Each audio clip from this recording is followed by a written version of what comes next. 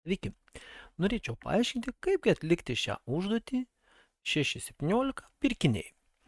Pilno sprendimo aš nesiruošiu daryti, bet paaiškinsiu pačią užduotį ir parodysiu, kaip pradėti saugoti duomenis. Žiūrime į pačią užduotį. Marytė ruošiasi kelionį. Kaip ir nieko aktualaus. Važiuoja apsipirkti, nori išleisti kuo mažiau pinigų. Bet vėlgi nieko mums naudingo nepasako. Kad liktų atostogoms. Vėlgi nieko naudingo. Planas – kiekvienoje parduotuvėje pirkti pigiausių prekių. Reiškia, bus nurodytas kiekis, kiek tų prekių mums reikia nupirkti. Ir dabar mums reikia programos, kuris sudarytų Marytės nupirktų prekių sąrašą. Sąrašas, tarp kitko, turi būti spausdinamas prekių kainų didėjimo tvarka. Na, o jeigu dvi prekės kainuoja vienodai, tai pirmiau ta, kuri pagal abėcėlę pirmesnė. Vėlgi, čia yra tam tikras niuansas. Kad tai veiktų visada teisingai, rikiavimas turi būti toks, kad prekės su vienodom kainom netikėtai neapsikeistų vietomis. Todėl geriausiai būtų pasinaudoti burbuliuko rikiavimo metodu, kai yra tikrinami tik tais du gretimi masyvo nariai ir sukeičiami, jeigu būtina. Toliau, kasgi yra duota pradinėme duomenų faile? Yra aplankytų parduotuvių skaičius 3. Toliau, kiekgi kiekvienoje parduotuvėje pirko prekių 2. Ir eina duomenys apie kiekvieną parduotuvę atskirai. Reiškia, pirmoji parduotuvė su 4 prekiam perkam tik tais 2. Antroji parduotuvė su 6 prekiam perkam tik tai 2. Trečioji parduotuvė su 3 prekiam irgi perkam tik tais 2. Viso perkam 6 prekes. Kokias prekes? Pačias pigiausias, kurias sumetame į atsakymų masyvą ir tą masyvą išrikiuojame. Taigi, nuo ko mums dabar reikėtų pradėti? Dar atsižvelkime į tokį dalyką, kad prekių skaičius gali būti iki 20, bet jeigu naudosime dinaminius masyvus, mums tai nesudarys jokių problemų. Kad kiekvienam pavadinimui skiriame 30 pozicijų kaina realusis skaičius. Taigi, būtina skaityti 30 pozicijų. Gerai, nuo kogi pradėsime darbą? Pirmas dalykas yra susikurti struktūrą. Kienogi kuriame struktūrą? Kuriame vienos prekės struktūrą. Tai struktūra vadinsis prekė. Kasgi sudaro vieną prekę? Tai mes turime pavadinimą.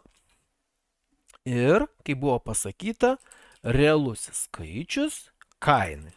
Taigi, mūsų struktūros, tai yra struktūra prekė, sudaro tik tais 2 dydžiai ir jų puikiausiai turėtų užtekti. Taigi, koks planas, tai yra kokį veiksmą, po kokio turėtumėm atlikti. Pirmiausiai, mums reikėtų masyvo, į kurį mes saugosime visus duomenis.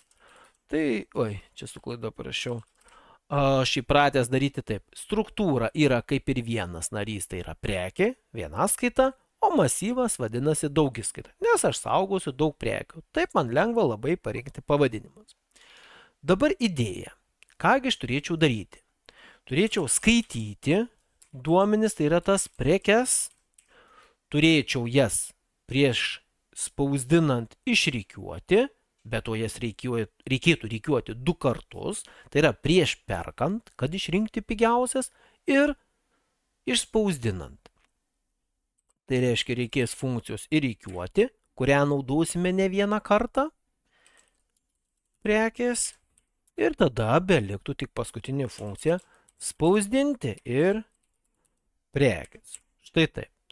Ir mūsų main funkcija daugiau kaip ir nieko neturėtų turėti. Taigi, pradedame nuo pirmosios funkcijos skaityti. Taigi, skaitimo funkcija pas mus yra void tipo. Nusiuntė masyvą, reikia padaryti jį su grąžinimu. Štai taip. Dabar, kokie bus mūsų pirmieji žingsniai? Aišku, pasiruošiam failą darbą. Taip, atsidariau. Kintamasis fin. Vadinasi data.txt. Ir ką pirmiausia skaitome iš failų? Tai n ir tarkime k. Kas tai bus? N yra parduotuvės K prekių kiekis. Na, kiek mums reikia iš kiekvienos konkrečios parduotuvės nupirkti. Ir šitos du dydžius aš paimčiau ir persiskaityčiau. Patikrinam, ar viskas tvarko.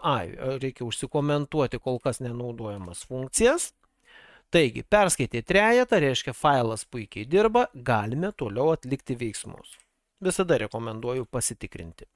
Gerai, sekantis žingsnis. Dabar mums reikia skaityti kiekvieną parduotuvę.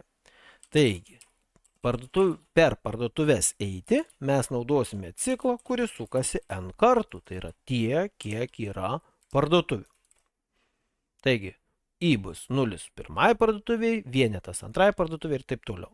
Kągi aš skaitau iš kiekvienos parduotuvės? Štai šitos dalies, kur dabar pažymėjau. Tai aš skaitau kiekį tų prekių, kurios yra šioje parduotuvėje. Štai taip. Viskas. Perskaičiau šitos parduotuvės prekių kiekį.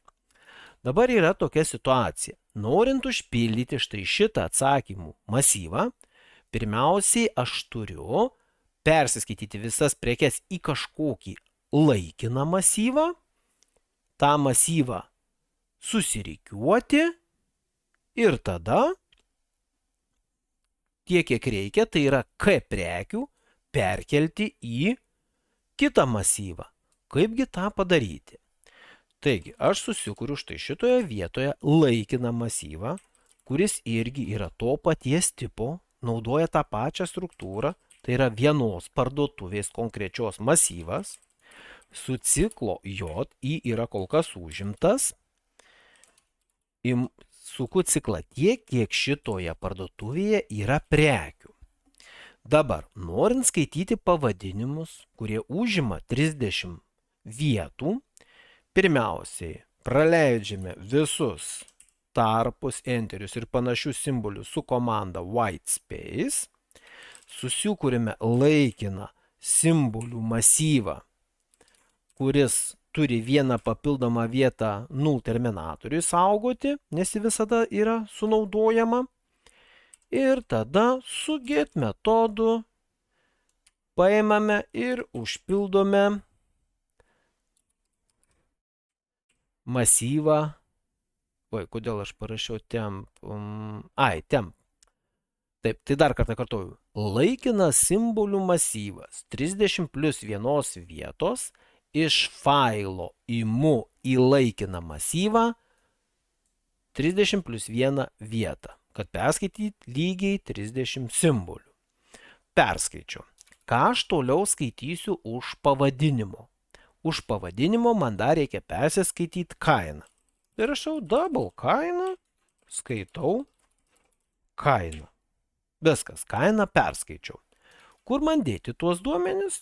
Ir kadangi naudoju dinaminį masyvą, labai paprastai su komanda pushback aš metu į masyvą parduotuvė šios duomenis, tai yra pavadinimą temp ir kainą. Primenu, kad aš uždėjau į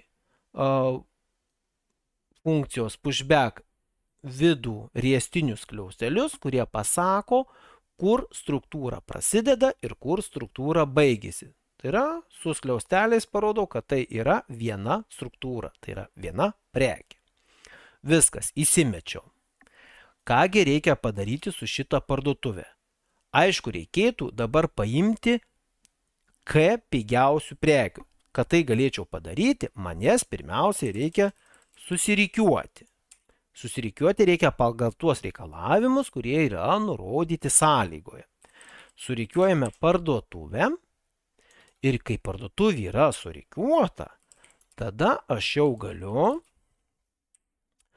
kodėl aš šitą darau, aš galiugi nusikopijuoti ciklą, tik tais pakeisti vieną dydį, nebe kiek, o būtent K, kad nurodytą prekių kiekį permesti į atsakymų masyvą.